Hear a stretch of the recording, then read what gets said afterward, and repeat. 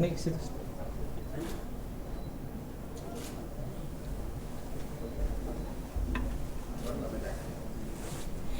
जी मैं आराम से बैठूंगा। देखा कम कर रहा हूँ, छोड़ दीजिए वहाँ आराम से बैठूंगा। कैसे हो गया कि चलता रहता कार्यक्रम में बराबर।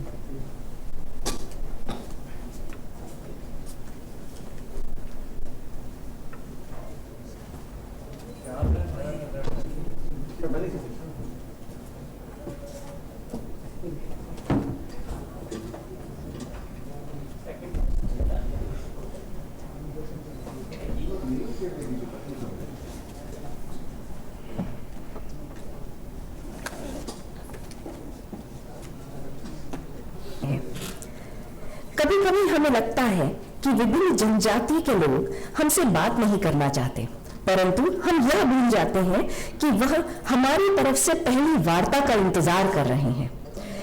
इन 3 दिनों में हमने मुख्य उद्देश्य वित्तीय समावेशन एवं आजीविका का अभिसरण था और इन 3 दिनों में हमने इन मुख्य विषयों पर कई सत्र किए, जैसे जनजातीय क्षेत्रों में ग्राम का विकास, जनजातीय क्षेत्रों के लिए वित्तीय सहायता, उपज के लिए उचित बाजार ताकि एक सही कीमत पर अपने परिश्रम का फल मिल सके, बेहतर परिणाम के लिए अभिसरण आदि। साथ ही कई अलग अलग मंत्रालयों से यहाँ लोग आए और उन सब के सामने हमने अपनी समस्याएं आगे रखी और उनके समाधान निकालने की कोशिश की गई। इन 3 दिवसीय वार्ता में हमारे साथ देश के कई जनजातीय क्षेत्रों से एवं गांव से लोग जुड़े और अपनी समस्याएं सामने रखकर उनका समाधान निकालने की कोशिश की। साथ ही किस प्रकार नीतियों में हमारे बदलाव आना चाहिए, इस पर भी चर्चा की गई। हमने देखा कि किस प्रकार अलग अलग एनजीओज जैसे कि रीड्स, बैफ, योजक, स्वामी विवेकानंद यूथ मूवमेंट आदि जैसी संस्थाएं साथ मिलकर जनजातीय क्षेत्रों में वित्तीय समावेशन एवं आजीविका का अभिसरण हेतु दिन रात कार्यरत हैं। अंत में मैं यही कहना चाहूंगी कि हम बस इस 3 दिवसीय वार्ता के अंत में पहुंचे हैं, परंतु संवाद अभी शुरू हुआ है। अब मैं हमारे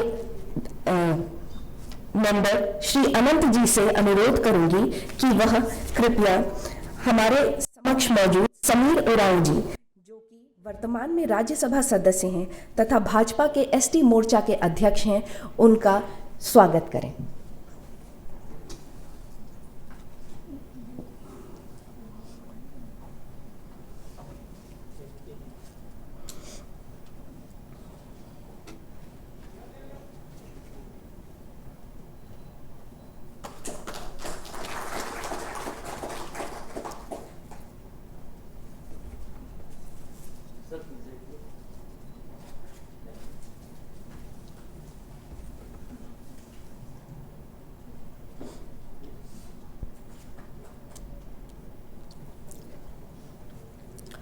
अब मैं हमारी सचिव महोदया श्रीमती अलका तिवारी से अनुरोध करूंगी कि वह कृपया आकर 2 शब्द बोलें।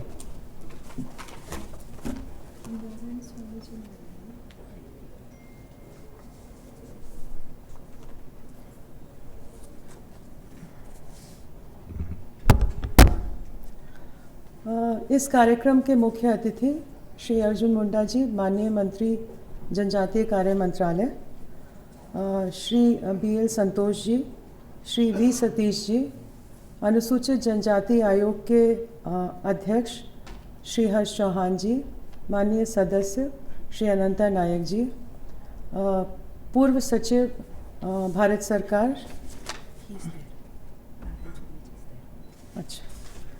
श्री खांडेकर जी, श्री नारायण स्वामी जी, माननीय राज्य मंत्री सोशल जस्टिस एंड एम्पावरमेंट, और देश के विभिन्न भागों से आए हुए सभी भाइयों बहनों। जैसा कि हम लोगों ने उद्घाटन कार्यक्रम में भी बात की थी कि जनजातीय समाज के सतत और समावेशी विकास के लिए आयोग द्वारा ये कार्यक्रम प्रारंभ किया गया है, जिसे हम संवाद का नाम देते हैं। जिसमें हम सभी स्टेक होल्डर्स के साथ कंसल्टेशन करते हैं, बात करते हैं, ताकि हम जनजातीय समाज के विकास के संबंध में ठोस और प्रभावी अनुशंसाएं दे सकें। हम लोगों ने इस संवाद की कड़ी में 29-30 जुलाई को CFRR community forest resource rights और पेसा के संबंध में चर्चा की थी। और ये जो दूसरा कार्यक्रम था, जो 3 दिवसीय कार्यक्रम था, इसमें हम लोगों ने जनजातीय समाज में वित्तीय समावेशन और आजीविका में कन्वर्जेंस की भूमिका, इसके बारे में हम लोगों ने चर्चा की। अभी इसके वैलिडिक्टरी कार्यक्रम में हम लोग एकत्रित हुए हैं। तो ये 3 दिन का कार्यक्रम हम लोगों का चला और इसमें 7 सेशंस हुए। कुछ जानकारी वनिका ने अभी पहले भी दी है। तो जैसा कि आप लोगों ने देखा कि ये कार्यक्रम में हम लोगों ने प्रयास ये किया कि सभी स्टेक होल्डर्स, ऊपर से लेकर नीचे तक, अगर भारत सरकार के मंत्री से लेकर ग्राम सभा में जो हमारे वास्तविक जो जनजातीय समुदाय के लोग हैं, उनको जोड़ा गया। फिर हॉरिजॉन्टल लेवल पर अगर हम बात करें तो पॉलिसी मेकर्स, ब्यूरोक्रेट्स को, गवर्नमेंट ऑर्गेनाइजेशंस को, NGOs को, लॉ मेकर्स को, सभी को जोड़ने का प्रयास इसमें किया गया। तो बहुत संक्षिप्त में मैं बताना चाहूँगी कि कैसे हम लोगों ने इसमें किन किन बिंदुओं पर चर्चा की।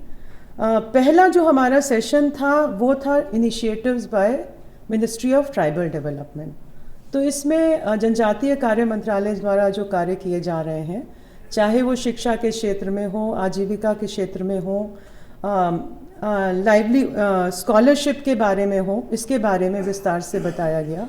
एक बहुत महत्वपूर्ण बिंदु जो आया, बार बार उसकी चर्चा हुई, जो STC के लिए, शेड्यूल ट्राइब कंपोनेंट के लिए इस मंत्रालय को नोडल मंत्रालय बनाया गया है, जिसमें 41 मंत्रालयों की 268 योजनाओं में जो राशि का प्रावधान किया गया है, जो राशि बताई गई 78,256 करोड़ रुपए इस वर्ष के लिए है, उसके लिए नोडल मंत्रालय जनजातीय कार्य मंत्रालय को बनाया गया है। कन्वर्जेंस का बहुत बड़ा ये उदाहरण है। देवारण्य ने और शिव गंगा से भी प्रस्तुति हुई। देवारण्य औषधीय पौधों से किस प्रकार से आजीविका के अवसर दिए जाएं, इस पे बात हुई। शिव गंगा का मेन थीम था संवर्धन से समृद्धि की ओर।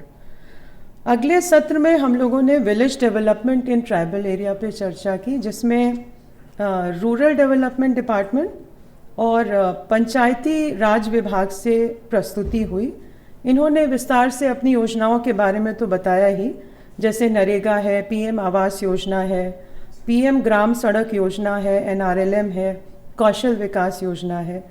मुख्य रूप से ये बताया गया कि इसमें जो जनजातीय समाज है उसके लिए कैसे क्या कार्य किए जा रहे हैं, चाहे वो मैंडेट्स के सृजन को लेकर हो, चाहे अन्य जो आजीविका से रिलेटेड मामले हैं, उसमें किस प्रकार से कन्वर्जेंस अन्य विभागों के साथ किया जा रहा है।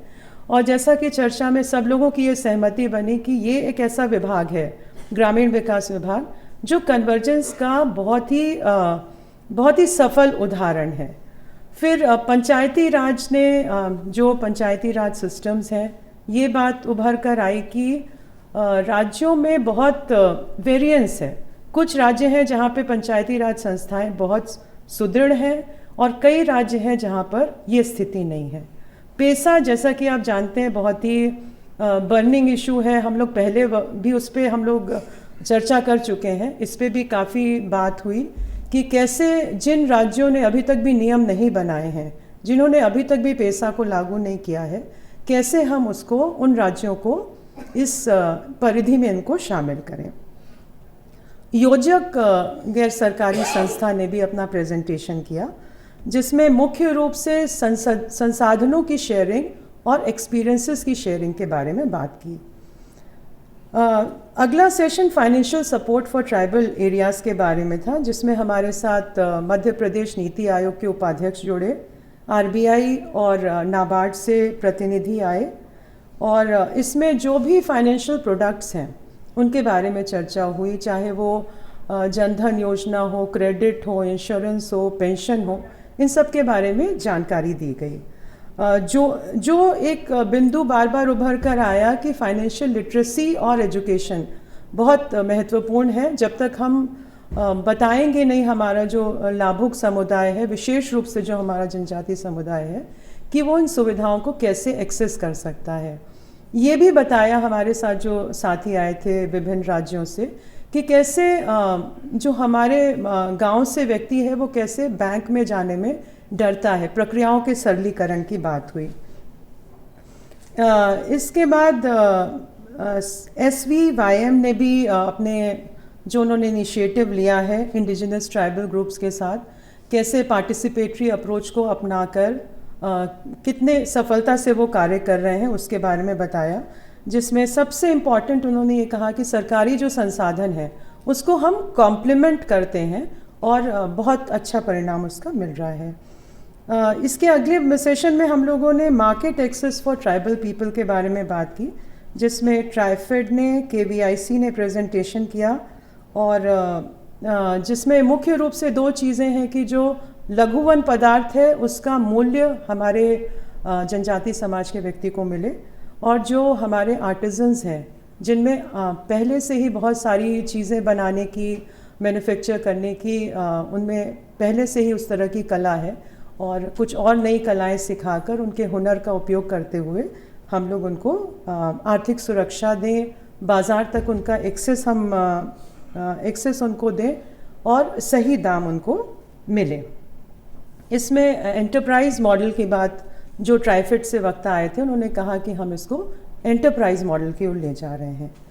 इसमें DRI विकास भारती और ग्राम मूली भी जुड़े, उन्होंने अपने अनुभवों को बताया। अगला सेशन स्किल डेवलपमेंट का था, जिसमें मिनिस्ट्री ऑफ स्किल डेवलपमेंट से प्रेजेंटेशन किया गया और मुख्य रूप से ये कहा गया कि जनजातीय समाज की जो आवश्यकताएं हैं उसके साथ जोड़कर हम कौशल विकास करें।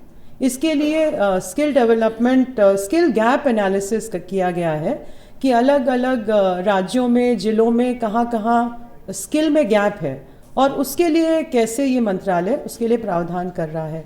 हालांकि चर्चा में बहुत ज़्यादा ये बात आई कि शायद इसमें बहुत कुछ किए जाने की आवश्यकता है, जहाँ पे हम लोग ये देखें कि हमारे समाज में लोगों की डिमांड क्या है, उस तरह की गतिविधियों में उनको स्किलिंग की जाए और वो ज़्यादा यूज़फुल हो। जैसे सॉफ्ट स्किल की बात की गई कि अगर ऐसी ट्रेनिंग दे जिससे कि वो बहुत सारी इकोनॉमिक एक्टिविटीज़ में पार्टिसिपेट कर सके, उसमें कॉन्फिडेंस आ सके।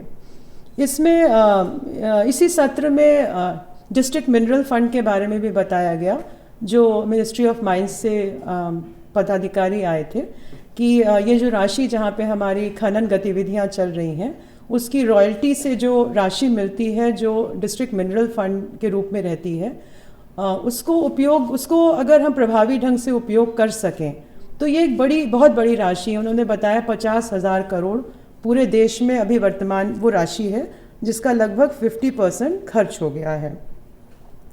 इस पर भी काफ़ी चर्चा हुई, मैं उसमें नहीं जाऊंगी क्योंकि आगे भी मौका मिलेगा। टाटा ट्रस्ट ने इसमें प्रेजेंटेशन किया। फिर इम्प्रूव्ड आउटकम्स में कन्वर्जेंस का अगला सत्र था और आज सुबह भी कन्वर्जेंस पे सत्र था।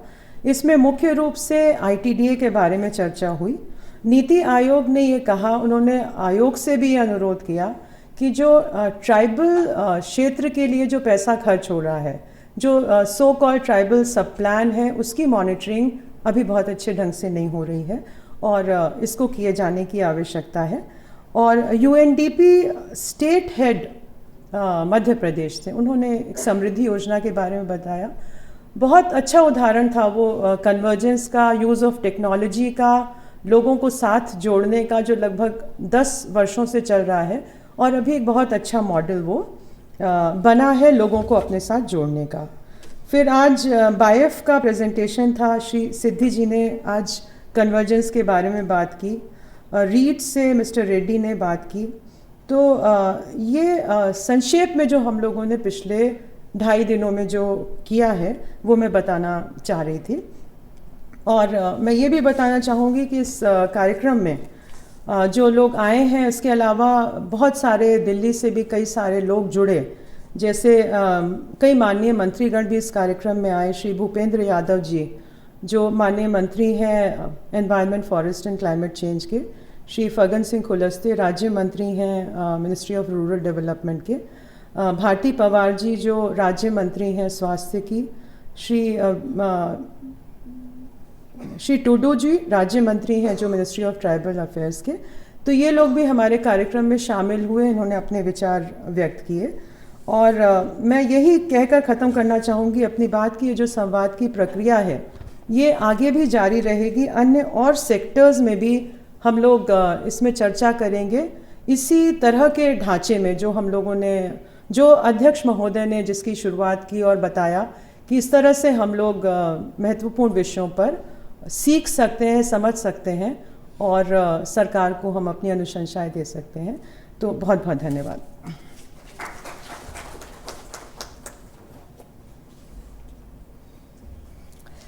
अब मैं हमारे अध्यक्ष महोदय माननीय हर्ष जी से अनुरोध करूंगी कि वह यहाँ आकर कृपया 2 शब्द कहें।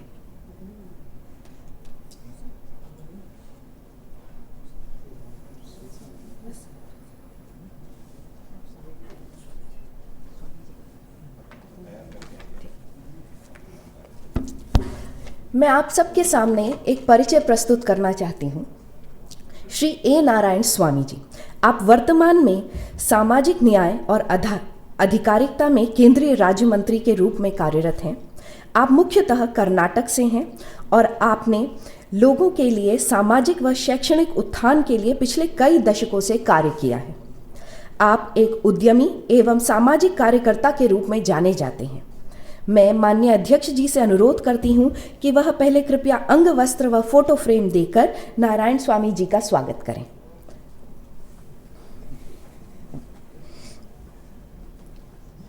अभी गमला हटा लेते हैं।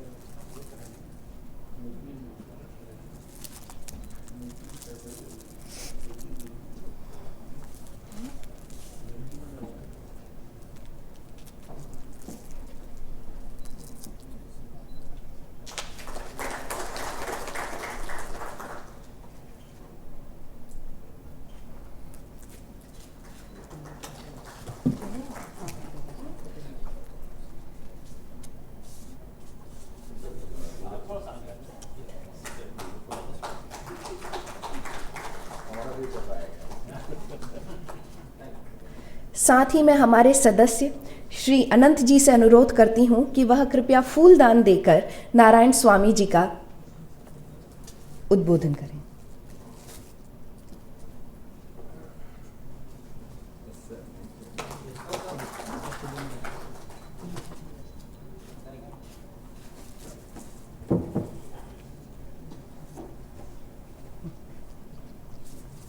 आज हमारे ही समक्ष एक और व्यक्ति मौजूद हैं, श्री अर्जुन मुंडा जी।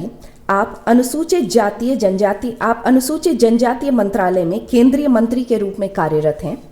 आप मूलतः झारखंड से हैं और आपने अपने राज्य के उत्थान के लिए कई विभिन्न नीतियों का गठन किया एवं कई कल्याण योजनाएं चलाईं जो बाद में अलग अलग प्रदेशों ने अपनाई। आप कई दशकों से जनजातीय समाज के विकास के लिए सतत कार्यरत हैं। मैं अध्यक्ष जी से अनुरोध करती हूं कि वह अंग वस्त्र व फोटो फ्रेम देकर अर्जुन जी का स्वागत करें।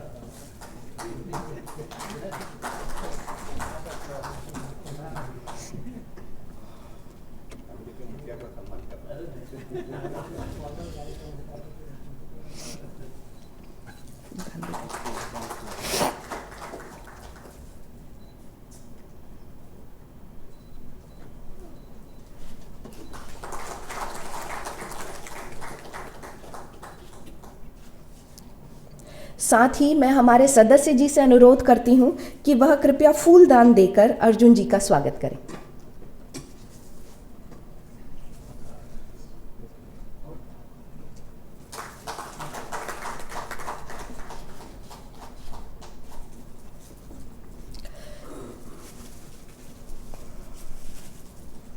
समय की पाबंदी को समझते हुए और ज़्यादा समय ना लेते हुए मैं श्री नारायण स्वामी जी से आग्रह करती हूं कि वह कृपया 2 शब्द बोलकर हमें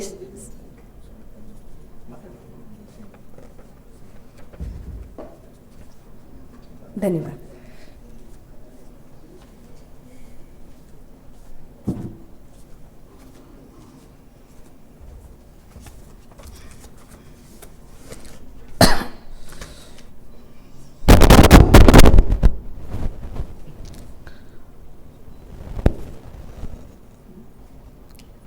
Our chief guest Arjun Munda ji, our Honorable Minister for Tribal Affairs, and our other dignitaries on the dais, Manya B.L. Santosh ji, and with the ST Commission Chairman Harish Chauhan ji, our Honorable guest Satish ji, Anant Naik ji, our chief guest Srimati Tiwari ji.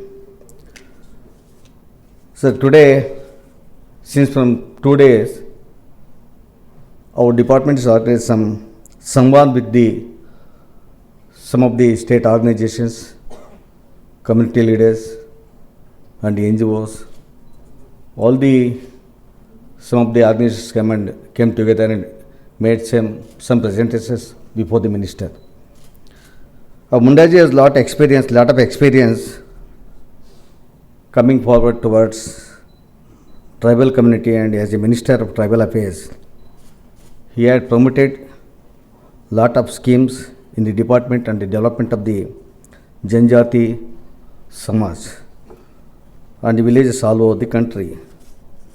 The Samvad provides a platform to President, the stakeholders in all over the country and the various organizations and community leaders for working with the tribal communities. The first Samvad was held between 29th and 30 July of this year. I came to know that the National Commission for Scheduled Tribe resolved by conducting more Samvad programs at frequent levels. This model of Samvad has larger scope to resolve the problems in the community under the leadership of beloved Honorable Narendra Modi ji. We have developed schemes in the department which are implemented by this ministry. I know Janjati were in the North India, most of them in the border. They are the nationalists.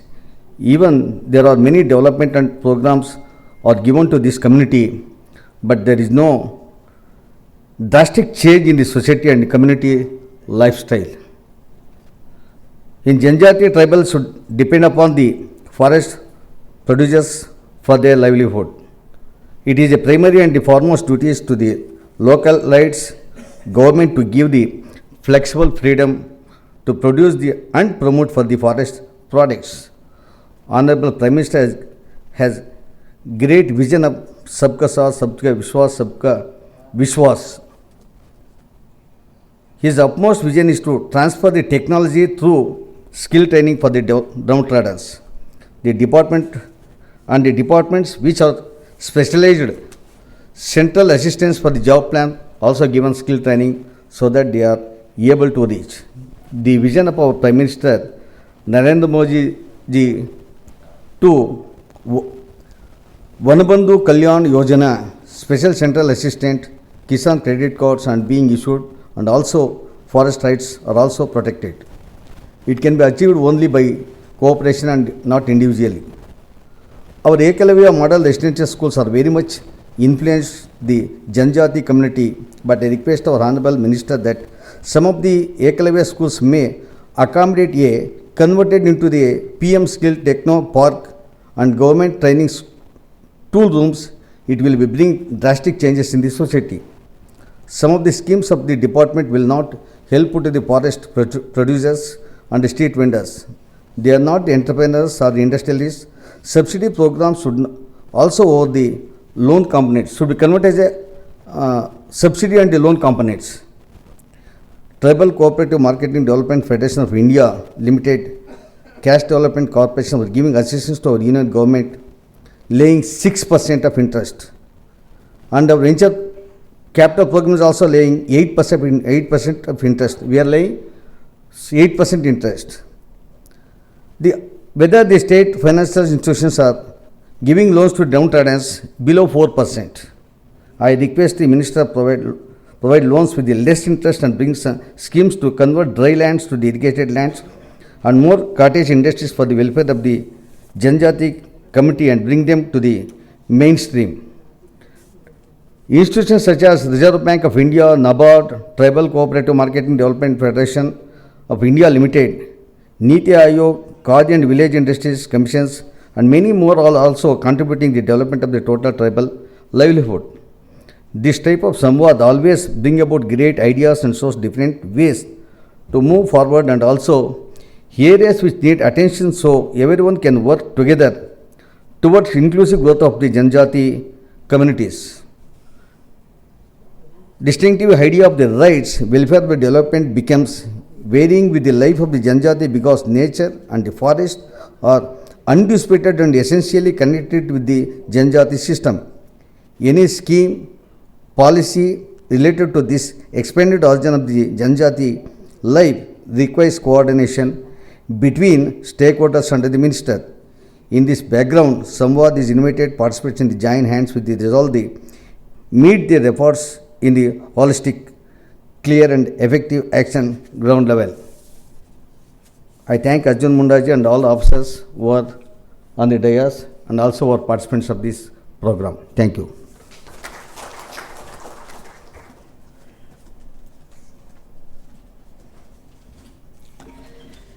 मैं श्री अर्जुन मुंडा जी से अनुरोध करती हूं कि कृपया 2 शब्द कहकर हमारे यहां उपस्थित सभी लोगों को संबोधित करें।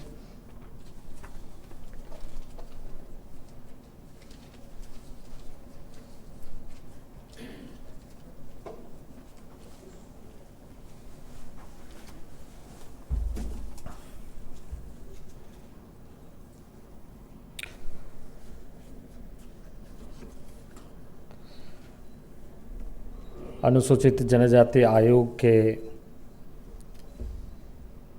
माध्यम से आयोजित इस 3 दिवसीय संवाद कार्यक्रम में हमारे जनजाति आयोग के अध्यक्ष हर्ष चौहान जी, हमारे बीच उपस्थित आदरणीय BL संतोष जी, आदरणीय V सतीश जी, हमारे माननीय मंत्री नारायण स्वामी और कमीशन के आयोग के सदस्य अनंत नायक जी, सेक्रेटरी अलका तिवारी जी और यहाँ इस सभागार में उपस्थित बहुत सारे ऐसे प्रमुख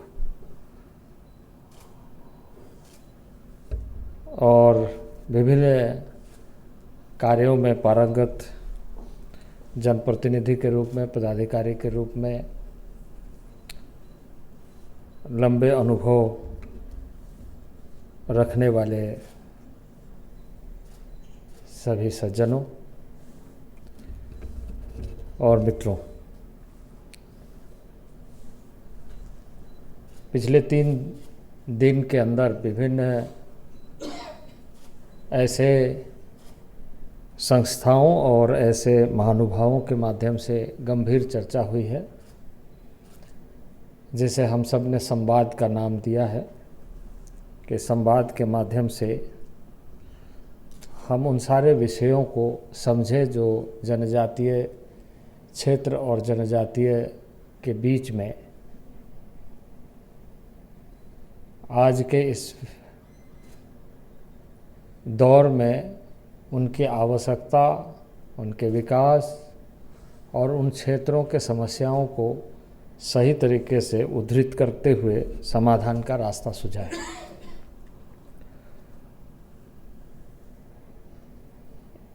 जनजाति मंत्रालय का निर्माण के पीछे भी यही उद्देश्य तत्कालीन प्रधानमंत्री अटल बिहारी वाजपेयी जी ने महसूस करते हुए कि एक मंत्रालय ऐसा होना चाहिए जिसे हम इस दायित्व के साथ स्थापित करें और यह सुनिश्चित करें कि लंबे कालखंड में जो गैप्स रहे हैं, जो समस्याएं उभर कर के सामने आई है, उसका समाधान का रास्ता हम ढूंढ सकें। और इसलिए पहले यह गृह मंत्रालय के अधीन, फिर एक साथ सोशल जस्टिस और एम्पावरमेंट के साथ, और बाद में जनजातीय मंत्रालय यानी जनजातीय मामले के मंत्रालय के रूप में इसका गठन हुआ। ऐसे विभूति और ऐसे प्रधानमंत्री के नेतृत्व में जिन्होंने भारत के बारे में, भारत के भविष्य के बारे में एक नए दर्शन के साथ नेतृत्व किया। और उसी कड़ी में आज हम और इसके जो स्टेक होल्डर्स हैं, जो संबंधित लोग हैं, वो भी इसमें भागीदार रहे हैं। जिस तरीके से कमीशन के सचिव ने वृत्त में बताया कि विभिन्न कार्यक्रमों के माध्यम से जो क्षेत्र में कार्य योजनाएँ चल रही है, जो उद्देश्य को लेकर काम कर रहे हैं, उसमें सरकारी स्तर पर संस्थाओं के माध्यम से और ऐसे स्वयंसेवी संस्थाओं के प्रयत्नों के माध्यम से काम आगे बढ़ रहा है। लेकिन चुनौती और उसमें कई तरह की अभी भी हमारे सामने खड़ी है और उस पर हमें विशेष ध्यान देने की आवश्यकता है। जनजातीय क्षेत्रों और जनजातीय लोगों के बीच में कार्य करते समय जो मूलतः चीज़ों को देखा गया है, मैं समझता हूँ कि इसके बारे में भी यहाँ पर बहुत अच्छी चर्चा हुई है कि जनजातीय परिवार, जनजातीय समुदाय या जनजातीय जीवन पद्धति, जनजातीय क्षेत्र, इन सारे विषयों पर बहुत पहले से हमने इस देश में चर्चा किया है और समय समय पर चर्चा करते हुए कुछ उसके उपाय भी ढूंढे। लेकिन जब हम इस बात को सामने देखते हैं कि इसका परिणाम क्या क्या निकला, तो कुछ क्षेत्रों में प्रगति के कुछ मानकों में हमें अच्छा भी दिखता है और कुछ इस तरह के दृश्य भी हमारे सामने दिखाई देते हैं जो ऐसा लगता है कि अभी इस क्षेत्र में बहुत कार्य करना बाकी है और उन चुनौतियों को मुकाबला करने के लिए एक ठोस उपाय हमें ढूंढने पड़े। हमारे पास इस समय जो उपाय हैं उसको हम बेहतर तरीके से और आने वाले दिनों के लिए नए उपाय क्या हो सकता है उसके बारे में।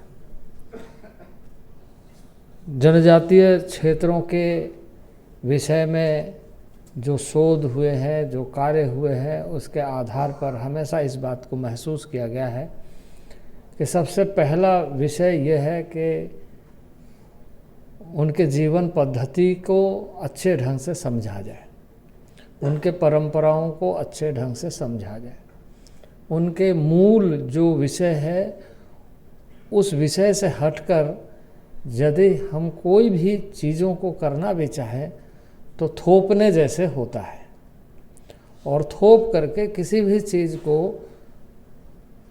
ना ही उद्देश्य को पूरा कर पाता है और ना ही वह आगे बढ़ता है। तो इसी बात को ध्यान में रखते हुए कई बार हमने इस देश में सोचा है, लेकिन इसके बावजूद हम सफल नहीं हो पाए और यही हमारे लिए सबसे बड़ा चुनौती है।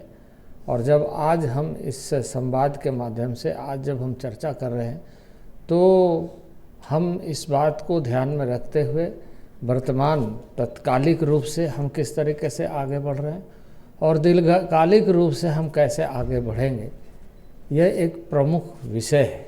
तत्कालिक रूप से बढ़ते समय जो हमारे सामने जो कार्य करने की क्षमता है, कार्य करने के अवसर हैं और कार्य करते हुए हमें जो अनुभव हो रहा है उसमें जो गैप्स है वो हम ध्यान में कैसे ज़्यादा लाएं और उसको एड्रेस करें। तो वहीं दीर्घकालिक योजना इस ढंग से कैसे बनाएं कि हम यह सुनिश्चित कर सकें कि वास्तविक रूप से जिन बातों का उल्लेख हमने कई अवसरों पर किया है उसको हम एड्रेस कर पा रहे हैं। खास करके हमने हमेशा इस बात को कहा है और देश में खासकर राजनीतिक दृष्टि से भी, सामाजिक दृष्टि से भी, कई संस्थाओं के दृष्टि से भी, इंस्टीट्यूशन के दृष्टि से भी हमने इस बात को कहा है कि उन्हें संवैधानिक प्रदत्त अधिकारों के आधार पर यह सुनिश्चित किया जाना आवश्यक है कि उन्हें यह जो व्यवस्था है उसका पूरा लाभ मिले। तो एक पार्ट है जो डेवलपमेंट के बारे में जो मूल अवधारणा है कि वस्तुतः जैसे प्रत्येक राष्ट्र अपने संस्कृति पर गर्व करता है, प्रत्येक राष्ट्र अपने परंपराओं पर गर्व करता है, प्रत्येक राष्ट्र अपने ऐसे विशिष्ट जो ऐतिहासिक पृष्ठभूमि है उस पर गर्व करता है। तो उसी तरीके से देश के अंदर रहने वाला एक जनजातीय समाज इस बात को लेकर कि वो अपने इन परंपराओं को कैसे बनाकर रखते हुए आगे बढ़े। और मैं समझता हूँ कि इस समय, वर्तमान समय में इस मंत्रालय और इस देश का नेतृत्व इस विषय पर संवेदनशील है, क्योंकि जब भी हम इन क्षेत्रों में काम करते हैं तो सबसे पहले दो बातों की आवश्यक जिसे हम कह सकते हैं कि अनिवार्यता है। एक कि कार्य करते समय हमारी निष्ठा इस रूप में प्रकट होना चाहिए कि हम संवेदनशीलता के साथ काम कर रहे हैं, संवेदनशील है। कई बार औपचारिक रूप से हम ऐसा कार्य करते हैं जिस कार्यों का औपचारिक उद्देश्य पूरा हो जाता है, लेकिन अनौपचारिक रूप से जब उसे देखने का कोशिश करते हैं तो उसका दृश्य बिल्कुल अलग दिखता है। और यही कारण है कि जैसे हम ऑफिशियल लेवल में कहते हैं कि फिजिकल प्रोग्रेस कितना हुआ है, फाइनेंशियल प्रोग्रेस कितना हुआ है, तो फाइनेंशियल प्रोग्रेस के दृष्टि से हम आकलन कर लेते हैं कि इतनी राशि व्यय हो गई। फिजिकल प्रोग्रेस में भी हम ऐसा कहते हैं कि इतनी योजनाएं पूरी कर ली गई। पर यदि हम प्रैक्टिकली उसके इस बात को ध्यान में रखते हुए मूल्यांकन करें कि उसमें लाभार्थी और लाभ लेने वाले जिसको हम टारगेट किए हैं उसमें यह कितना उपयोगी सिद्ध हुआ है, यानी आउटकम क्या आया है। और जब तक आउटकम के आधार पर चीज़ों को हम नहीं देखें तब तक हमारी इस फाइनेंशियल अचीवमेंट या फिजिकल अचीवमेंट, क्योंकि कई योजनाएं ऐसे बनती है, हम लोगों ने चूँकि मुख्यमंत्री काल से हमारा इस बात का अनुभव रहा है कि फिजिकली भी बहुत सारी योजनाएं पूरी हो जाती है। गांव में जैसे हमने एक सुनिश्चित किया कि इस गांव के इतने एकड़, इतने हेक्टेयर लैंड को इरिगेशन सुविधा देने के लिए, इरिगेटेड लैंड डेवलप करने के लिए ये प्रोजेक्ट हमने पूरा किया। अब जब वस्तुतः उसको देखते हैं तो वो उस लायक बना ही नहीं है कि उसमें पानी रुके और खेती किसानों को पानी मिले। तो यह इस तरह की कई योजनाएं उन क्षेत्रों में, यानी कई बार इस देश में लंबे अरसे तक इस बात को महसूस किया गया कि ट्राइबल के नाम पर हुआ, ट्राइबल के लिए नहीं हो पाया। और ये कठिनाई को हम सब ने इस सरकार में बहुत अच्छे ढंग से महसूस किया है। और हमारी संवाद की जो बुनियाद है, मैं समझता हूँ कि आयोग ने इसी बात को ध्यान में रख कर के कैसे एड्रेस किया जाए कि हम सही तरीके से आउटकम बेस्ड प्रोग्राम को बनाने में सफल हो।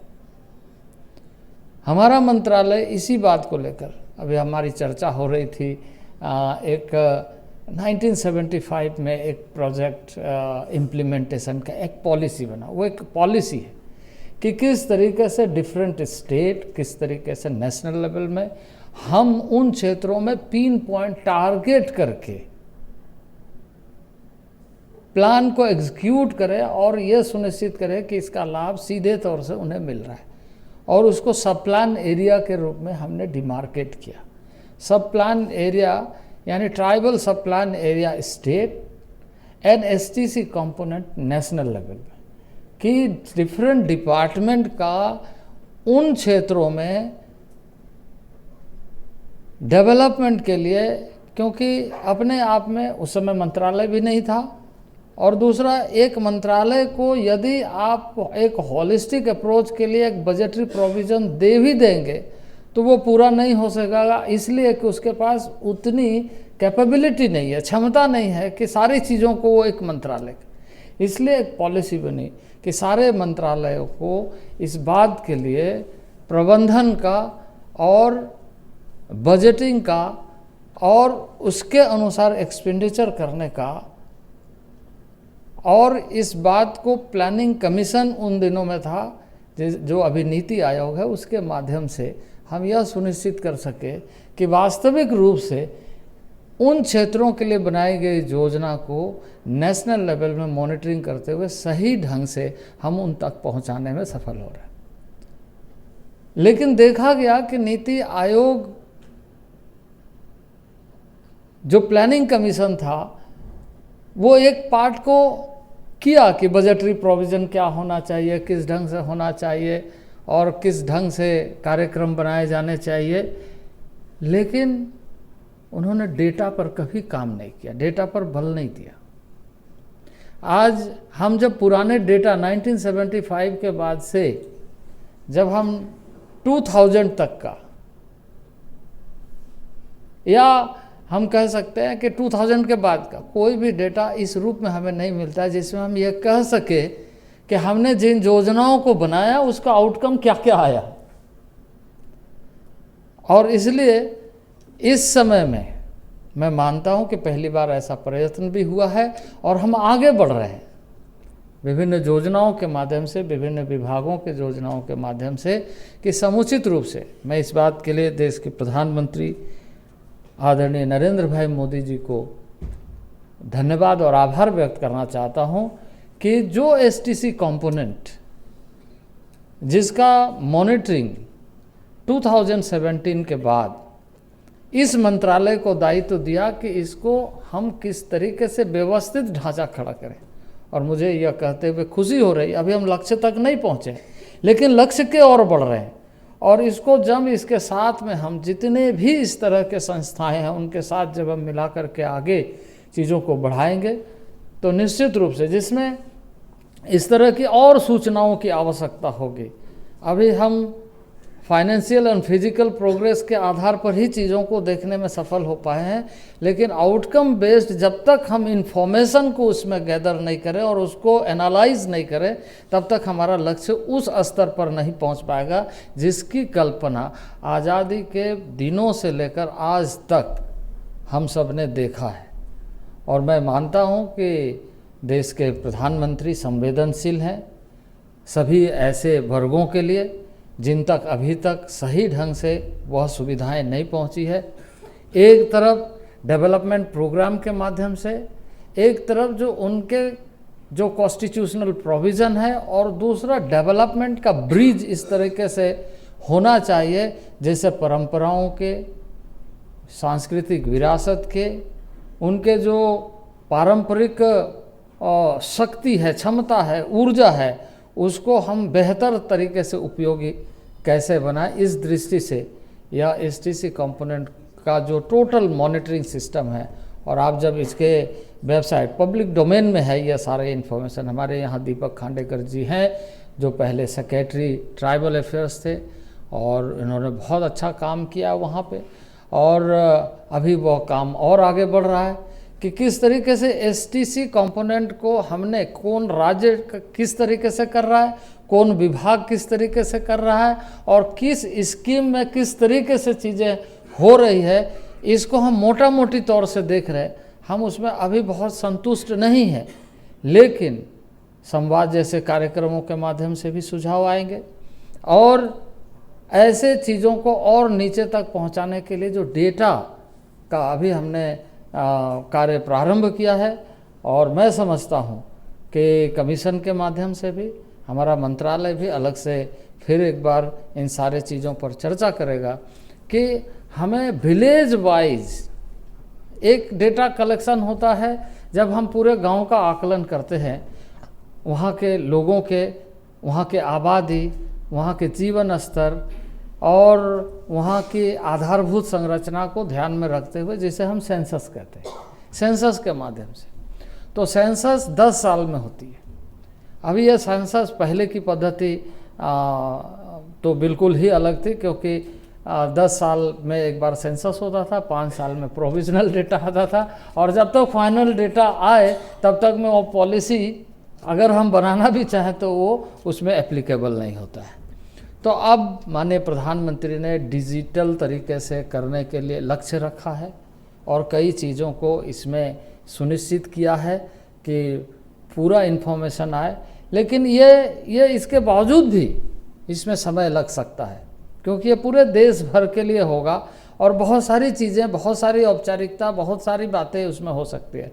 लेकिन हम यह कोशिश करेंगे, क्योंकि हमारे जो ऐसे ट्राइबल विलेज है उन गाँवों के लिए कि हमारा सर्वे डेटा अच्छे ढंग से कैसे तैयार हो कि एक गांव में वस्तुतः उसकी हालत इस समय क्या है और हमें आगे क्या करना है।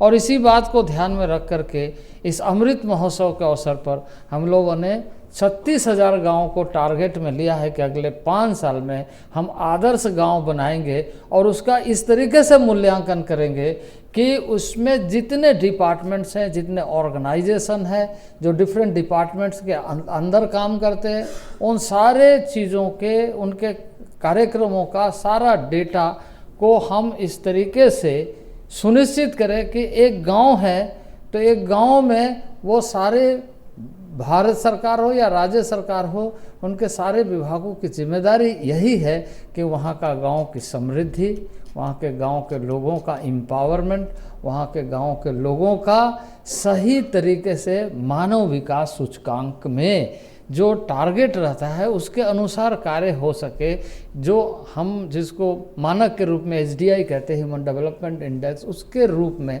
कैसे हम प्रतिबिंब करें। और जब तक इन सारे चीज़ों को हम सही ढंग से करने के लिए सुनिश्चित नहीं कर पाएंगे तब तक हमारी यात्रा पूरी नहीं होगी, क्योंकि यह वो क्षेत्र है जहाँ समृद्धता है।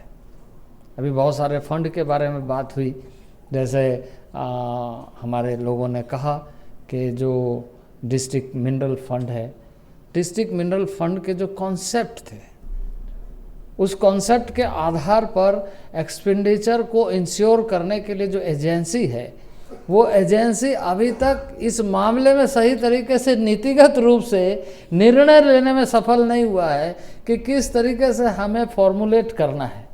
लोअर लेवल में एक मोटा मोटी एक गाइडलाइन है और गाइडलाइन में यह सुनिश्चित किया जा रहा है कि उनके अपनी आवश्यकता क्या है, उस क्षेत्र के, उस डिस्ट्रिक्ट की आवश्यकता का आकलन किए बगैर वो अपनी आवश्यकता को पूरा कर रहे हैं।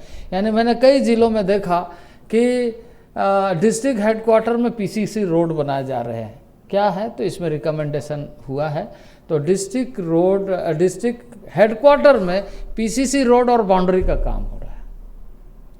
तो ऐसे चीज़ों के बारे में जो आज हमें दिख रहा है वो इसलिए दिख रहा है क्योंकि कई राज्य इस बात को समझ नहीं पाए हैं कि DMF जो फंड है उसका इस्तेमाल कैसे किया जाए, डिस्ट्रिक्ट माइनिंग फंड जो है उसका इस्तेमाल कैसे किया जाए।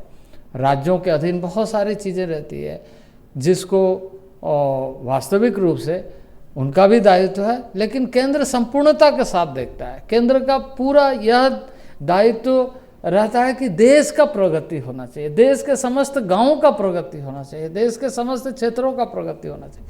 लेकिन राज्य स्तर पर कई तरह की सूचनाएं इस ढंग की भी मिलती है, ये बड़ा कठिनाई है। जब हम इस बात को देखते हैं कि ये DMF जो फंड है, DMFT है, तो इसको कैसे सुनिश्चित किया गया था? प्लानिंग कमीशन ने जब इस पर चर्चा शुरू किया, ये जो कमीशन बनी थी, 2 कमीशन बनी थी, उसमें एक कमीशन बनी थी जिसमें हम इस देश के मिनरल्स को एक्सपोर्ट करें, एक्सपोर्ट्स को हम कैसे बढ़ाएं, इसके दृष्टि से एक कमेटी बनी थी। और दूसरा बना था कि उन क्षेत्रों में जहां हम देखते हैं कि मिनरल रिच स्टेट है, वहाँ उनको हिस्सेदार कैसे बनाएं कि उसके जीवन स्तर में सुधार हो, और उसके बहुत सारे ऐसे चीज़ों को ध्यान में रख कर के आगे बढ़ाएं जिससे कि वास्तविक रूप से वो पार्टनर के रूप में दिखाई दे, पार्टनर्स इन प्रोग्रेस, विकास में वो सहयोगी बने। तो ये कालांतर में जब हम लोगों ने शुरू किया तो आज हमें उसका कुछ चीज़ें ऐसे देखने को मिल रही है जो शायद शुरुआती दौर में जो लक्ष्य रखा गया था उसके जस्ट विपरीत। तो ऐसे चीज़ों के बारे में हमें बहुत गंभीरता से विचार करना पड़ेगा, बहुत गंभीरता से देखना पड़ेगा। और जो सेफगार्ड कही गई, अब जैसे मान लीजिए ट्राइबल्स के बारे में कहा गया है कि ट्राइबल का कॉन्स्टिट्यूशनली कहा गया, आर्टिकल 244 में इसमें विशेष तौर से कहा गया है कि लैंड एलिनेशन नहीं होना चाहिए। अब लैंड एलिनेशन में ज़मीन, उस ज़मीन से बेदखल नहीं हो, ज़मीन कोई लूट न ले, ज़मीन से विच्छेद ना हो जाए, इसका सबसे ज़्यादा बल दिया गया है। लेकिन अगर हम देखें तो राज्यों के पास भी नहीं, और नेशनल लेवल में भी आज़ादी के लंबे कालखंडों में अभी हम इस पर होमवर्क कर रहे हैं। जो यहाँ के लैंड रिकॉर्ड्स का काम देखते हैं भारत सरकार में, रूरल डेवलपमेंट के अंदर में और बाकी मिनिस्ट्री के साथ में, तो हम लोग इसको कह रहे हैं कि आप कॉन्स्टिट्यूशनली कहा गया है कि लैंड एलिनेशन नहीं होना चाहिए, लेकिन हमें यही पता नहीं कि लैंड है कितना उनके पास, हमारे पास कोई डेटा नहीं। तो अब हम जीपीएस का मदद कैसे ले, किस तरह के ऑर्गेनाइजेशन और कमीशन और आप जैसे लोगों के सुझावों को आमंत्रित करते हुए हम निश्चित रूप से आने वाले दिनों में चाहेंगे कि प्रेजेंट में कितनी ज़मीन उसके पास है और उन ज़मीनों के लिए वो किस तरीके से देखता है अपने प्रोग्रेस के लिए, और हमारे लिए कितना ये चैलेंज है कि इस बात को ध्यान में रखते हुए कि हम उनके डेवलपमेंट को इंश्योर करते हुए उसको सही ढंग से वहाँ इस रूप में देखें कि वास्तविक रूप से वो जुड़ा हुआ है, उसका जो कनेक्शन है, उसका जो इमोशनल अटैचमेंट है। और सबसे ज़्यादा इस बात की आवश्यकता है क्योंकि इसी में सबसे ज़्यादा सामान्य तौर से, चाहे शहरी क्षेत्र में हो चाहे ग्रामीण क्षेत्र में हो या मनुष्य में भी, एक कॉमन स्वभाव ये है कि ज़मीन के और प्रॉपर्टी के झगड़े सबसे ज़्यादा होते हैं। और वो तो इमोशनली जुड़ा हुआ है, वो सोचता है कि यह जाने के बाद हमारे पास कुछ बचेगा ही नहीं। तो ऐसे चीज़ों के बारे में हमारी संवेदनशीलता संवैधानिक प्रावधानों के बीच भी रहने के बावजूद भी उभर कर यदि हम उसको एड्रेस करने में सफल नहीं होंगे तो हमारे लिए भी कठिनाई है, हम सब के लिए कठिनाई है, और उनके लिए तो, उनके जीवन के लिए तो कठिनाई है। तो आज संवैधानिक व्यवस्था के आधार पर, परंपराओं के आधार पर, सांस्कृतिक विरासत के आधार पर उनके डेवलपमेंट को जहां एक तरफ सुनिश्चित करना है, वहीं इन प्रावधानों को ध्यान में रखते हुए उन्हें सही तरीके से डेवलपमेंट के माध्यम से प्रतिबिंब करना है। और मैं समझता हूँ कि यह हमारी बहुत बड़ी शक्ति है, बहुत बड़ी क्षमता है, जिस क्षमता को हम देश में सबसे ज़्यादा उपयोगी बना सकते हैं, सबसे ज़्यादा महत्व का बना सकते हैं, सबसे ज़्यादा ताकत बना सकते हैं। क्यों? क्योंकि आज दुनिया चिंतित है पर्यावरण के लिए, और पर्यावरण का सबसे मुख्य द्वार पे खड़े वो है। और फॉरेस्ट राइट की जब चर्चा होती है तो कई बार लोग इस बात को समझने में गलती करते हैं कि शायद हम उसको पूरा जंगल जिम्मेदारी दे रहे हैं और जंगल काट के ख़त्म कर दें। आदिकाल से रहने वाले लोग जंगलों के साथ जीने का तरीका जानते हैं। परंपराओं में ये है कि जंगल कैसे बचाई जाए, जंगल के साथ रहे बगैर हमारा जीवन और हमारा अस्तित्व और ना ही हमारा असीमता बचेगा, ना ही हमारा अस्तित्व बचेगा, ना ही हमारी असीमता बचेगी, क्योंकि इन्हीं सब चीज़ों के साथ हमारी परंपराएं जुड़ी हुई। इसलिए हमेशा बातें होती है कि जल जंगल ज़मीन को हम किस तरीके से सुनिश्चित करें, बचाए रखें। यह दुनिया के लिए भी चुनौती है और जनजातीय समाज अपने जीवन का आधार मानता है इनको। तो इन सारे चीज़ों के बारे में आप सब ने बहुत संवाद किया है। डेवलपमेंट प्रोग्राम की दृष्टि से हम आने वाले दिनों में आपके सुझावों को आमंत्रित करते और मंत्रालय बैठ करके ज़रूर बात करेगा गंभीरता से कि हम आगे कैसे देखेंगे कि पिन पॉइंट प्रोग्राम हमारा सफल हो। हमारे जितने भी ऑर्गेनाइजेशन हैं राज्यों के अधीन या राज्यों में, भारत सरकार जैसे टीआरआई का जो अभी हमने हमारे मंत्रालय को और हमारी बैठकों में हमने कहा है, उसमें हमने हर्ष चौहान जी हमारे जो आयोग के अध्यक्ष हैं उनको भी हमने कहा है कि टीआरआई सिर्फ पुरानी पद्धतियों के आधार पर नहीं बल्कि नई आवश्यकता का आकलन करे और डेटाबेस बनाने के लिए जब हम किसी स्टेट में ट्राइबल सब प्लान बनाते हैं तो ट्राइबल सब प्लान का total information with data tribal research institute में होना चाहिए, ताकि हम उस स्टेट के लिए कोई भी पॉलिसी बनाएं तो हमें उसका सपोर्ट मिलना चाहिए कि डेटा क्या कह रहा है, वास्तविकता के साथ कितना अनुकूल है, प्रतिकूल है, वास्तविकता है। इन सारे चीज़ों का आकलन करते हुए स्टेट लेवल में करें। जो व्यवस्था के साथ उनके लिए प्रबंधन के साथ राज्य की जिम्मेदारी है, वो सतही तौर से पूरे देश के समस्त राज्यों में रहने वाले जनजातीय समाज को एक दृष्टि के साथ देखा जाए, यह सुनिश्चित करने के लिए जो राज्यों की एक व्यवस्था है और जिसको राष्ट्रपति विशेष तौर से इस बात पर बल देते हैं कि प्रत्येक राज्य अपने कार्यक्रमों के और उसके अनुकूल प्रतिकूल परिस्थितियों का आकलन करते हुए वह हर साल एक रिपोर्ट सबमिट करे। इन सारे चीज़ों को विशेष तौर से हम कैसे मानकों के आधार पर पूरा कर सके, यह हमारी चुनौती। और मैं समझता हूँ कि इस चुनौती को यदि पहली बार देश में किसी ने स्वीकार किया है तो देश के प्रधानमंत्री नरेंद्र भाई मोदी ने स्वीकार किया है कि हम इन क्षेत्रों को कैसे एड्रेस करते हुए यह सुनिश्चित करें कि जनजातीय क्षेत्र, जनजातीय समाज या ऐसे समाज जो पीछे हैं उसको आगे लेकर देश के प्रगति को प्रतिबिंब करें। और यह हम सब की जिम्मेदारी है, पूरे भारत के तमाम जन की जिम्मेदारी है कि हम सब मिलकर के इस क्षेत्र में काम करें। भारत एक जन है, यही इसी अधिष्ठान के तहत हम जुड़ करके लगातार काम कर रहे हैं। हम सफल हों और इसी तरह का संवाद बने रहे। यह संवाद प्रारंभ हुई है, इसको हम मुकाम तक पहुंचाने के लिए लगातार प्रयास करते रहें। इन्हीं शब्दों के साथ बहुत बहुत धन्यवाद।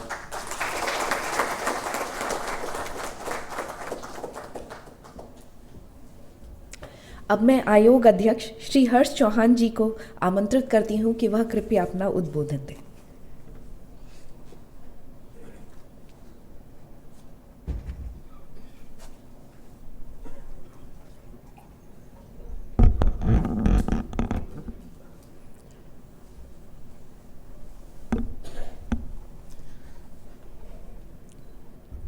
आज के समापन कार्यक्रम के मुख्य अतिथि माननीय अर्जुन जी, विशेष अतिथि नारायण स्वामी जी, हमें विशेष रूप से आशीर्वाद प्रदान करने के लिए पधारे माननीय संतोष जी एवं सतीश जी, हमारे आयोग के माननीय सदस्य अनंत जी और मंच पर विराजमान हमारे आयोग की सचिव अलका जी, और हमारे आह्वान पर, हमारे निमंत्रण पर पूरे देश से 3 दिन का समय निकालकर और इस संवाद कार्यक्रम में आने वाले सभी प्रतिनिधियों का मैं अभिनंदन भी करता हूं और धन्यवाद भी करता हूं।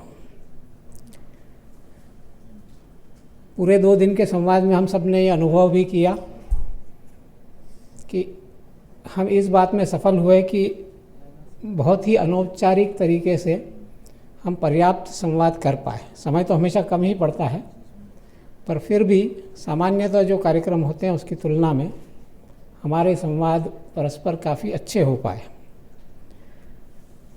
अधिकांश बातें माननीय अर्जुन जी ने बता दी हैं और हमारे साथ थोड़ी समय सीमा का एक आया, क्योंकि माननीय उपराष्ट्रपति जी का कार्यक्रम है और सिक्योरिटी के दृष्टि से हमको इसको थोड़ा जल्दी खाली करने की सूचना हो गई थी और इसलिए हमने थोड़ा सा कार्यक्रमों को प्रीपोन भी किया।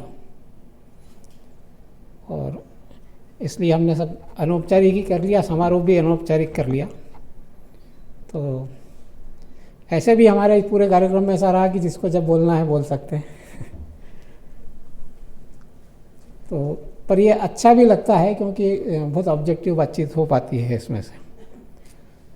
जैसा कि अर्जुन जी ने बताया कि आयोग का गठन, उसके पहले मंत्रालय का अलग से गठन, ये एक बहुत महत्वपूर्ण स्टेप था जनजाति समाज के हितों की रक्षा और उसके विकास का विचार करने के लिए।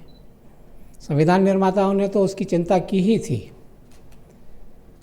और इसीलिए विशेष प्रावधान जनजाति समाज के लिए रखे भी, लेकिन उस पर फोकस्ड काम हो, खास तौर से विकास की योजनाओं पर, उसके लिए 99 में अलग मंत्रालय भी बना और फिर आयोग भी बना। आयोग को भी अलग से मैंडेट दिया गया कि पॉलिसी इम्प्लीमेंटेशन और इन्वेस्टिगेशन, ये तीनों काम आयोग के जिम्मे दिए गए और उसमें जो विभिन्न विषय दिए हैं वो मैंडेट में है ही। हमने भी आयोग में उनको लिस्ट किया है, करीब 10 विषय हो जाते हैं। कुछ हित रक्षा के विषय हैं जैसे लैंड एलिनेशन है, रिहेबिलिटेशन है और डीएमएफ है, रिजर्वेशन पॉलिसी है, एट्रॉसिटीज़ हैं और डिस्क्रिमिनेशन है, और विकास के दृष्टि से फाइनेंशियल इंक्लूजन, लाइवलीहुड, हेल्थ और एजुकेशन। और इन सब बातों को ध्यान में रखते हुए हमने आयोग में, हम लोगों ने जब ये चार्ज लिया तब से शुरुआत की है। ये दूसरा संवाद है, आगे हम अलग अलग विषयों पे करते ही रहेंगे और अच्छा अनुभव हमको इस में आया भी। जनजाति समाज के बारे में विशेष बात जो सामान्यतः लोग समझ नहीं पाते, और मुझे ऐसा लगता है कि हम सब काम करने वाले लोग हैं जनजाति क्षेत्र में, जनजाति समाज को रिप्रेजेंट करने वाले लोग भी हैं। एक बात जो जनजाति समाज की है कि वो इंडिविजुअल राइट्स पर बहुत ज़्यादा फोकस नहीं करता और वो हमेशा कम्युनिटी ओनरशिप पे विचार करता है। ये बात जब बोलते हैं तो बड़ी सहज लगती है, पर इसको महसूस करना बहुत कठिन है, क्योंकि बहुत लंबे समय से जिस विकास की और जिस प्रकार की समाज रचना का वेस्ट से चालू हुआ है, उसमें ये कम्युनिटी ओनरशिप मिस कर गया है बहुत ज़्यादा। और इसलिए जब हम चैरिटी की या कोई सी बात करते हैं तो हितग्राही शब्द का प्रयोग करते हैं, पर हितग्राही होना ये जनजाति का स्वभाव नहीं है, उसका स्वभाव परमार्थी का है। और इसीलिए जब हम फाइनेंशियल इंक्लूजन की बात की तो हमने हमारा विषय में जो बात रखी कि financial inclusion and livelihood of village, क्योंकि जनजाति का व्यक्ति कोई भी होगा तो वो अपने गांव की सोचता है, मुझे क्या मिलेगा से ज़्यादा मुझे मेरे गांव को क्या मिलेगा, मेरे गांव के लिए लाभप्रद है तो मैं करने को तैयार हूँ, ये उसका सहज स्वभाव है। हालांकि हम सबका पहले था, अभी ये शहरी दौड़ में हम लोग उसको भूलते जा रहे हैं। तो जब हम फाइनेंशियल इंक्लूजन का बात करें तो ऐसा विचार आया कि विलेज के फाइनेंशियल इंक्लूजन पे बात होना चाहिए, उसके लाइवलीहुड पे बात होना चाहिए। अच्छे चर्चाएं हुई, सबने ऐसा ध्यान में आया कि समाज में जो हमारे काम कर रहे हैं लोग, अधिकांश जो पार्टिसिपेंट्स यहाँ पर थे वो इस भावना से ही काम कर रहे हैं और उसके कारण से एक अच्छे इनपुट्स हमारे जो अन्य मंत्रालयों से आए थे, वहाँ के अधिकारी आए थे, उनको भी मिले। और एक मुझे ऐसा लगता है कि हम ये पूरी चर्चा के बाद में बहुत अच्छे सुझाव दे सकेंगे और एक्शनेबल सुझाव हम इस मामले में दे सकेंगे। कुछ बातें जो इस पूरे उसमें से ध्यान में आई वो मैं संक्षेप में रखूँगा, और जो प्रेजेंटेशन हुए अलग अलग शासन की ओर से हुए थे, अलग अलग एजेंसीज की तरफ से हुए थे, और अलग अलग संस्थाएं जो काम कर रही हैं, और जो व्यक्ति भी जैसे अपने चेतराम जी पवार यहाँ पर उपस्थित हैं, उन्होंने बिना किसी सिस्टम के कैसे गांव अपने दम पर खड़ा हो सकता है उसका उदाहरण प्रस्तुत किया है पूरे देश भर में।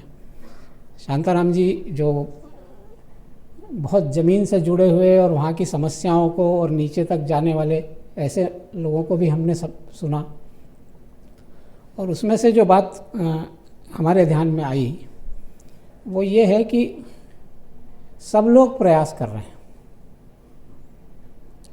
और सब जब प्रेजेंटेशन आया तो ऐसा लगता है कि जब सुनते हैं कि सारे प्रयासों के परिणाम तो ऐसा लगता है कि सब कुछ अच्छा ही हो रहा है। पर जब कुछ लोगों ने बताया कि ज़मीन में क्या हो रहा है तो उसमें अंतर दिखा।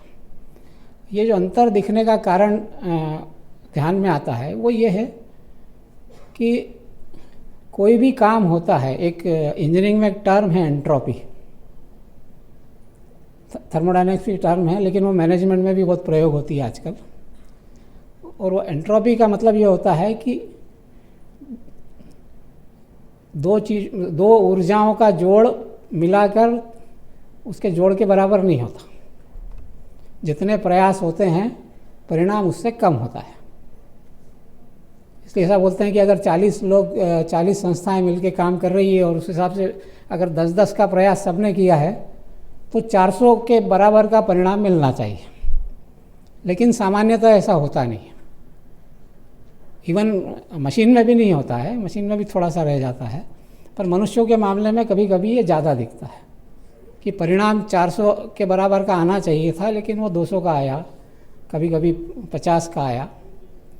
और ये जो कमी रहती है इसको बोलते हैं कि ये सिस्टम में एंट्रोपी आ गई है। और वैसे ही मनुष्यों के बारे में, मशीनों के बारे में नहीं है लेकिन मनुष्यों के बारे में ऐसा कहा जाता है कि अगर उसमें एंट्रोपी का विपरीत है साइनर्जी, अगर उसमें साइनर्जी आ जाए, सिनर्जी आ जाए, तो वो 2 और 2 मिलके 6 होते हैं। ये संभव है मनुष्यों के काम में। तो कुल मिला के हम लोग ये प्रयास कर रहे थे कि एंट्रोपी के कारण आइडेंटिफाई करें कि हमारे ये 40-41 एजेंसीज जो काम कर रही हैं, प्रयास इनके हो रहे हैं, तो कौन से ऐसे कारण हैं जिससे ये परिणाम उनका जोड़ के रूप में भी नहीं आ पा रहा है। जबकि हमारा ऐसा मानना है कि उससे ज़्यादा भी आ सकता है अगर सब एक साथ मिलकर काम करें।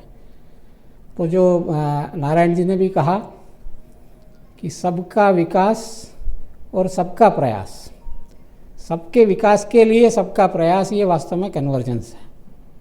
और ये कन्वर्जेंस का रास्ता कैसे निकले इसका हमने प्रयास किया। 2 दिन कम समय था, पर फिर भी मुझे ऐसा लगता है कि बहुत सारी बातें हमने आगे करने लायक और सीखने लायक निकाली हैं। और उसके जो संक्षेप में मैं बताऊंगा, जैसे एक महत्वपूर्ण बात ध्यान में आई कि ये जिसको हम एंट्रोपी बोल रहे हैं, इसको दूर अगर करना है तो एक कन्वर्जेंस की पॉलिसी बनना चाहिए, क्योंकि सब लोग प्रयास कर रहे हैं अलग अलग। एक कोई ऐसी पॉलिसी बनना चाहिए कि जिससे सबको एक दिशा मिले कि अगर हमको टीएसपी का फंड मिला है, ट्राइबल कंपोनेंट मिला है, तो वो उसका किस लाइन पे काम करना है। तो एक निश्चित पॉलिसी इसकी बनना चाहिए। दूसरा जो बात ध्यान में आई कि कन्वर्जेंस जो है वो सामाजिक संस्थान जो है काम कर रहे हैं उनके बीच में भी होना चाहिए, ताकि वो एक दूसरे से सीखे भी और एक दूसरे की मदद करके श्रेष्ठ परिणाम ला सकें। उसी में से ऐसा ध्यान आया कि सारे जो स्कीम्स हैं उसको इम्प्लीमेंट करने वाले डिस्ट्रिक्ट लेवल पर मेजॉरिटी इम्प्लीमेंटिंग अथॉरिटीज़ हैं, ज़्यादातर डीएम हैं उसमें। तो उस लेवल पे भी कोई एक विचार करने के लिए लगातार व्यवस्था होनी चाहिए। हालांकि वो जिला योजना समितियां बनी हुई हैं, पर वो प्रभावी कैसी हों और जो ट्राइबल के लिए अलग से जो व्यवस्था हैं उसके बारे में उसका मॉनिटरिंग उसमें लगातार कैसे हो। क्योंकि जिला योजना समितियों की बैठकों के बारे में भी कई बार ऐसा रिपोर्ट आता है कि जो जनजाति बहुल क्षेत्र है उसमें भी उसका विचार नहीं हो पाता। तो वो कैसे हो सकता है। दूसरा एक और बात ध्यान में आई थी कि एकदम जब प्लानिंग होती है तब एकदम माइक्रो लेवल पे उसका कन्वर्जेंस कैसे होगा, इसके बारे में प्लान बनना चाहिए, ताकि बहुत स्पष्टता रहे कि हमें क्या क्या करना है। एफआरए को लेकर बात हुई थी और इन सब बातों को ध्यान में रखते हुए भी एक और बात आई थी कि जो इम्प्लीमेंटिंग अथॉरिटीज़ हैं, ऑफिसर्स हैं, उनकी ट्रेनिंग बहुत ज़रूरत है। अलग अलग लोगों ने भावनाएं अपनी प्रकट की और ये ध्यान में आया कि सबसे ज़्यादा कठिनाई आ रही है कि नीचे जो डिलीवर कर रहा है व्यक्ति, उसमें 2 बातें हैं। एक तो उसको नीचे तक उसकी जानकारी का अभाव है, नीतियों की, रूल्स की, और दूसरा उसमें उस प्रकार की एम्पैथी नहीं है, या जिसे हम कहें, क्योंकि हम अगर एम्पैथी नहीं है ऐसा बोलेंगे तो शायद वो अपमानास्पद महसूस करे, पर उसको ये कह सकते हैं कि इमेज और रियलिटी का गैप है, क्योंकि वो जनजाति समाज को जानता ही नहीं है। अब नहीं जानता है तो उसके कारण बहुत सारे प्रॉब्लम होते हैं। और इसीलिए ये दोनों चीज़ें हैं, इमेज और रियलिटी की गैप होना कम कैसे हो सकती है, उसकी ट्रेनिंग उस प्रकार से अधिकारियों की कैसे हो। और अधिकारी जब हम बोल रहे हैं तो केवल डिस्ट्रिक्ट अथॉरिटीज़ नहीं है, बैंक के कर्मचारी भी उतने ही महत्वपूर्ण हैं, फॉरेस्ट के कर्मचारी भी उतने ही महत्वपूर्ण हैं। उन सबका ओरिएंटेशन, ट्रेनिंग, और जिसमें एक बात आती है कि उसमें बड़ा हिस्सा एम्पैथी का चाहिए। और एम्पैथी जो बनती है वो बनती है दर्शन से। तो हम लोग ये ऐसा सोचते हैं, हम लोग जब बैंक के उसमें बात कर रहे थे तो निकली भी बात कि हर एक अधिकारी ने जिस क्षेत्र में उसको काम करना है, ख़ास तौर से जनजातीय क्षेत्र में, उसको साल में एक बार जाना चाहिए और उसकी जो पॉलिसी जो उसके जिम्मेदारी दी गई है इम्प्लीमेंट करने की, उसकी सबसे छोटी इकाई के लोगों से बात करना चाहिए। उससे उसको बहुत सारी चीज़ें ध्यान में आ सकती है और ठीक हो सकती। ऐसे बहुत मैंने रफ तरीके से जो जो बिंदु आए हैं ध्यान में दिलाए हैं। हम लोग इस पर एक रिपोर्ट भी बनाएंगे, एक्शनेबल हम बनाकर, और फिर इसको सामने रखेंगे। और जैसा कि माननीय अर्जुन जी ने कहा कि कई बार ऐसा होता है कि रिपोर्ट बनती है, फिर वो टेबल होती है और वो होने तक कितना समय चला जाता है, वो तेज़ी से कैसे हो, इस पे काम करने की आवश्यकता है। बहुत अच्छी बात है कि मिनिस्ट्री ऑफ ट्राइबल अफेयर्स ने भी, और जो मध्य प्रदेश से प्रस्तुति हुई थी, उन्होंने डाटा को लेके और मॉनिटरिंग को लेके काफ़ी अच्छे प्लेटफॉर्म्स भी बनाए हैं। वो इस बात के लिए हमें उसमें और काम करने से ध्यान आ जाएगा कि डाटा का ठीक आना, रियल डाटा, और रियल डाटा की भी रियलिटी चेक, ये करते हुए हम अगर कुछ अच्छी रिपोर्ट्स बना सकेंगे तेज़ी से, और वो रिपोर्ट बना के हम तुरंत दे सकेंगे। माननीय संतोष जी ने आज कहा था कि सेंस ऑफ अर्जेंसी, इन सब में सेंस ऑफ अर्जेंसी एक बहुत महत्वपूर्ण बात है कि हमें मालूम पड़ा फिर हम कहीं भेज देंगे, फिर बोलेंगे उनको तो भेज दिया है अब क्या होगा, ऐसा नहीं होगा। इसमें भी एक प्रकार की कन्वर्जेंस चाहिए कि हमने ऑब्ज़र्व किया, उसको लेके कुछ बातें ध्यान में आई, उसका सॉल्यूशन निकाला, सॉल्यूशन निकाल के हमने रिपोर्ट दी। तो हम लोग आयोग के नाते ये प्रयास करेंगे कि हम जितने भी ये इस प्रकार के संवाद करेंगे और इन्वेस्टिगेशन करेंगे, मॉनिटरिंग करेंगे, उसके तुरंत हम उसके एक्शनेबल सुझाव के साथ में हम प्रस्तुत कर सकें। महामहिम राष्ट्रपति जी के पास हम एनुअल रिपोर्ट देते ही हैं, पर आवश्यकता पड़ने पर हम बीच में भी रिपोर्ट्स दे सकते हैं। तो उसकी अर्जेंसी को ध्यान में रखते हुए हम रिपोर्ट्स जल्दी से जल्दी पहुंचाएं।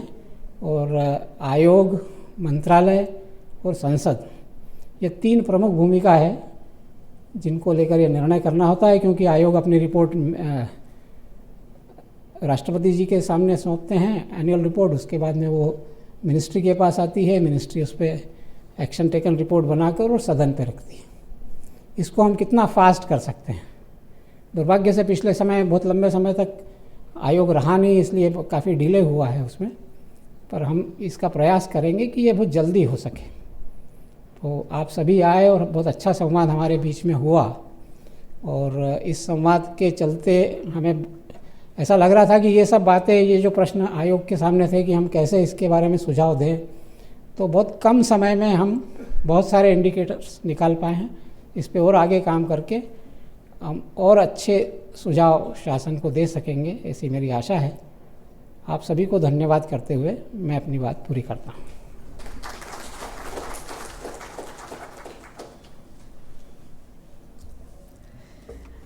अब मैं आयोग के सदस्य श्री अनंत जी को आग्रह करती हूं कि कृपया धन्यवाद प्रस्ताव प्रस्तुत करें।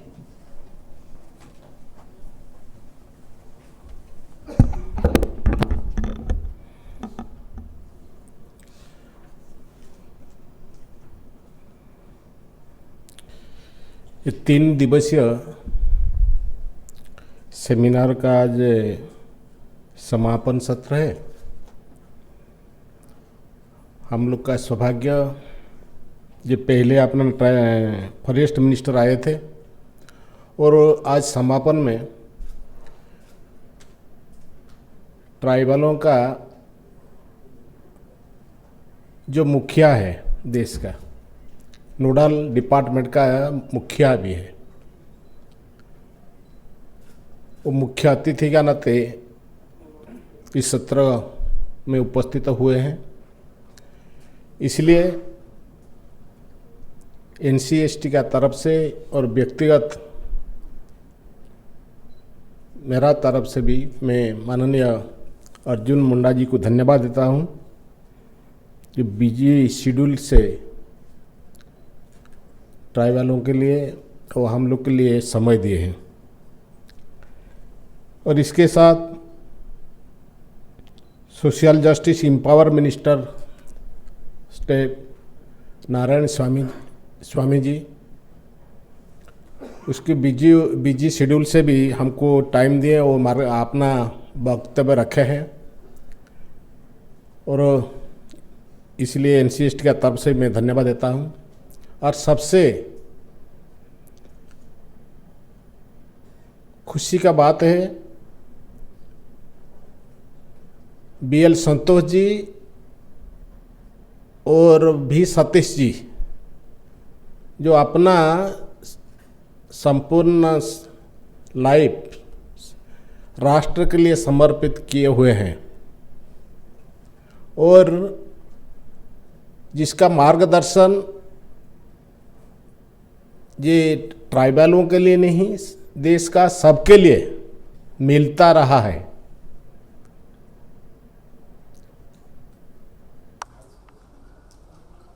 और समापन में ट्राइबल मोर्चे का जो राष्ट्रीय अध्यक्ष भी है और सांसद भी है, और राम जी सामने बैठे हैं, उसको भी धन्यवाद देता हूं। और दोनों सांसद भी सामने बैठे हैं, छतर सिंह गरवाल जी, सुलेखी जी, उसको भी मैं धन्यवाद देता हूं। और अपना ये कोऑर्डिनेट अपना सेक्रेटरी महोदय जो कर रहे हैं किए हैं, और आज अच्छा से समापन हो रहा है, व्यक्तिगत तौर से मैं धन्यवाद देता हूं। और सबसे 3 दिन से देशभर से आए हुए हैं, चाहे गजानन जी बोले, सिद्धि जी बोले, कुबेर जी बोले, और ऐसे और भी संस्था है जो अपना संस्था को छोड़ करके 3 दिन हम लोग का साथ संवाद किए हैं। ये ट्राइबलों का सही न्याय मिले, उसको डेवलपमेंट हो, इसी आधार में 3 दिन समय देशभर से उसके साथ साथ जो आए हैं, मैं सबको NC/ST का तरफ से धन्यवाद देता हूं। और इसके साथ मेरा सहयोगी, मेरा जो NC/ST का जितने भी भाई और बहनों लास्ट 7-8 दिन से इसी काम में कैसे सक्सेसफुल हम होंगे लगे हुए, ये सबको धन्यवाद देता हूं। और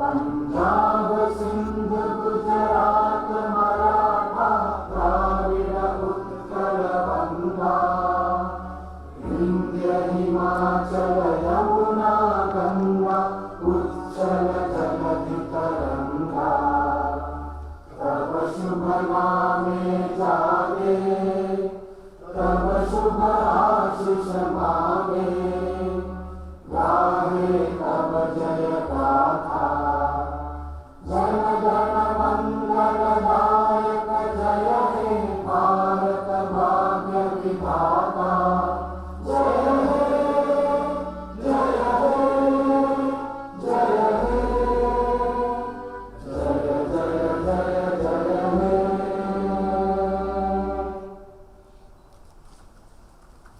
माता की जय। ग्रुप फोटो सही।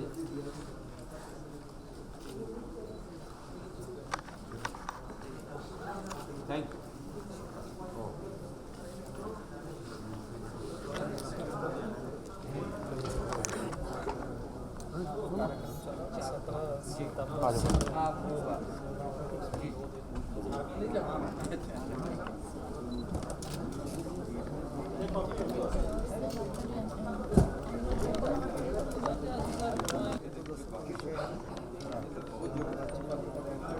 प्रसाद विषयी आमचं पण